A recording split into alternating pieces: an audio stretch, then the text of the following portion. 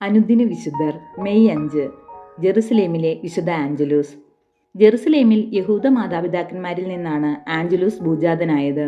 തൻ്റെ ബാല്യത്തിൽ തന്നെ ആഞ്ചലൂസ് ഏകാന്തതയോട് താല്പര്യം പ്രകടിപ്പിച്ചിരുന്നു. അതിനാൽ ആഞ്ചലൂസ് കാർമൽ മലയിൽ താമസിച്ചിരുന്ന സന്യാസികളുടെ ഗണത്തിൽ ചേർന്നു.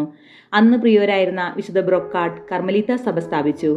ജെറുസലേമിലെ പാത്രിയാർക്കീസ് വിശുദ്ധ ആൽബർട്ട് പുതിയ സഭയ്ക്ക് വേണ്ട നിയമം എഴുതിയുണ്ടാക്കി. 1203 പുതിയ സഭ രൂപം കൊണ്ടപ്പോൾ ആഞ്ചലൂസ് ആ സഭയിൽ അംഗമായി. പുതിയ നിയമസംഹിതയ്ക്ക് അംഗീകാരം വാങ്ങിക്കാൻ നിയുക്തനായത് ഫ്രയർ ആഞ്ചലൂസ് ആണ്. അദ്ദേഹം റോമായിൽ പോയി 3-ാം ഹൊണോറിയൂസ് മാർപ്പാപ്പയെ കണ്ട് കാര്യം ബോധിപ്പിച്ചു.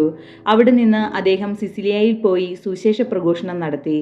തൻ്റെ വചനവ്യാഖ്യാനത്തിന് ശേഷം പാപകരമായ സാഹചര്യത്തിൽ കഴിയുന്ന ഒരു ദുർമാർഗിയെ ആഞ്ചലൂസ് ശാസിച്ചു.